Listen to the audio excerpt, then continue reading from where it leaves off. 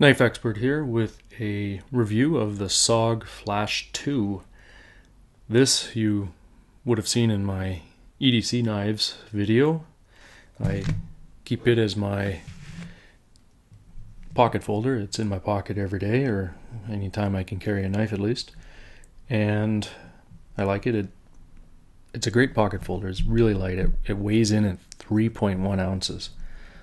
That's almost non-existent. I would defy you to find a lighter knife. And I like the black blade handle. It's just looks good, and it's kind of nondescript. Black's easy to just hide with everything, but anyways, I like the black. This is the glass reinforced nylon, just the same as the fiberglass reinforced nylon, except it has another company has a trademark on that, FGN, so this is the GRN instead of the FRN. Not a big deal. Alright, so some people, this is a blade lock. Some people may like it, don't need it. The assisted opening actually keeps the blade closed for the most part. Now, on the assisted opening, some people, it's nice to have be able to do a flick open. Almost, yeah, that's not happening. So you have to use the thumb stud. Now, that's not a big problem. These thumb studs are beveled, terraced, very easy to always hit with or without gloves. I like them. As you can see, the assisted opening works very well. The other thing with the assisted opening,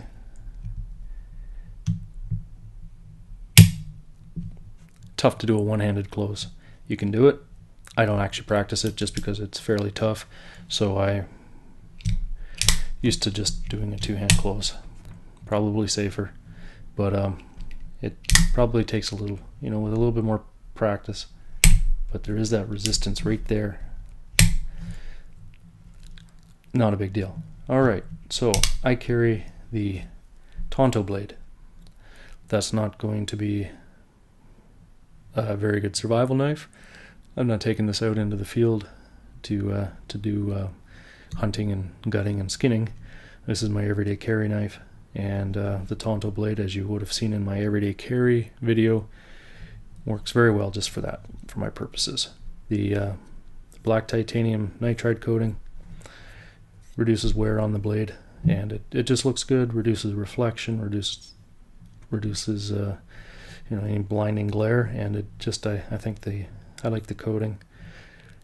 You can get all of these blades in standard satin finish as well. Every configuration is available. You can get black Tanto with serrations or straight edge. You can get black drop point with serrations or straight edge. You can have satin Tanto with and without serrations, and you can have a satin drop point with or without serrations. Handle. If you look on the SOG website, you will only see black and one digital digicam option available. I've seen a lot more than that. I've seen blue, I've seen yellow, I've seen orange, I've seen green. Orange and yellow being good for survival and rescue knives. Easily visible, maybe if you're a diver, a kayaker, that sort of thing. And the camo, they probably should have more camo and olive drab and coyote and FDE. Those colors would be cool to have. But me, if you're in an urban environment, obviously the black is just nice and simple. The steel, this is made of AUS 8 steel. It's basically a 440 stainless, but with some vanadium added in that helps you with sharpening, helps it with the toughness and wear. 440C is a very popular knife blade material, and the AUS 8, it seems to be fine. It's got a Rockwell C hardness 57-58, and it's performed very well. It's kept a very good edge. It's going to be hard to see in the camera, but I actually have a very small bit of flat spotting. It's my fault. I was taking I bought a hitch pin, and there was a little factory seal on the hitch pin that had to be cut. I could have gotten out the scissors or my multi-tool scissors. I didn't. There was only a very small gap. A regular draw would not have been able to do it. I managed to get this knife in there, and instead of being able, I wasn't able to slice the this metal lined plastic factory seal, and instead I had to just push away at it. It was just, there was no slicing involved. It was just shearing the this metal seal, and I have a tiny bit of flat spotting. I will try to take it out with the rough side of the strop. I'm not sure if that'll do it. It's very minor. It still cuts fine. If not, I know my sharp maker will make short work of this little bit of flat spot, so I'm not worried about it. Maybe if it was a harder material, maybe it wouldn't have done that, but if it was a harder material, then it would have been more difficult to sharpen and fix. So I am not a big deal, but now you know. I thought I would share everything. This blade, open, 8 inches long, with a 3.5 inch blade. That's perfect. There's a smaller, a Flash 1, smaller blade. I don't see the, I guess I can see the point. It's easier, it's smaller, it's easier to just tuck into a pocket or into a bag somewhere. But I don't find this blade to be too big. I don't have a problem with carrying a blade of this size. So 3.5 inch blade, perfect for what I do. Closed, 4.5 inches. Like I said, it weighs 3.1 ounces, and I really want to say I like this pocket clip.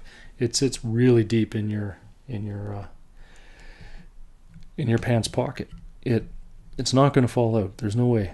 It's strong, and you could take it out and put it on the other side, it looks like. I don't need to do that, but I have to say that this is one of the nicer pocket clips that I've seen. It's very deep, it's very secure. I'm not going to lose it. In case you're worried about being discreet about carrying a knife, well, all people are going to see is this very nondescript pocket clip. Could be a flashlight, it could be a pen, it could be anything.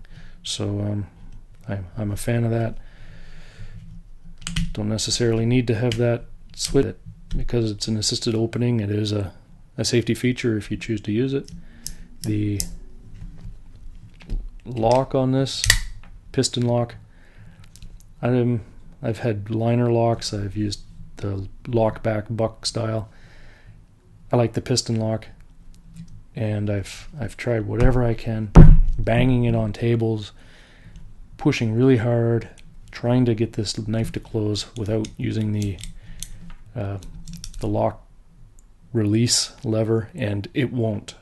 I haven't been able to get it to lock. I'm very, very confident in the piston lock on this SOG Flash. And let me see, for end play, or for blade play, it's non-existent. Tiny, tiny, tiny little bit when I'm pushing in this direction. Nothing in this direction. Nothing in this direction. It's a very solid, very secure. It doesn't rattle. I give this, and for the money, 50, 60, I don't even know. I'll look it up, but when I bought this, I think it was 50 or 60 bucks. And you're not going to get into another name brand folder for 50 or 60 bucks. It's not going to happen. So this is by far the best bang for the buck for an everyday carry folder. And if you get it in the drop point version, that would make a great survival folder. Keep that in your hiking, keep it in your emergency bags. I definitely give this SOG Flash II a 2 thumbs up. I'll have a chapter 2 review when I get my hands on some different configurations. Got a buddy that has a satin blade drop point version, and I've been carrying this every day in my pocket for over a year now, and I just love it. It does what I need to on an everyday for my everyday tasks. So again, this is the Knife Expert, and I hope you found this review informative.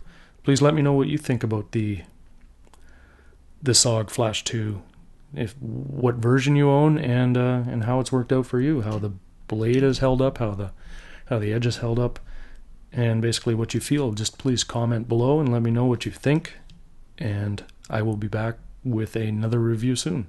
Thank you.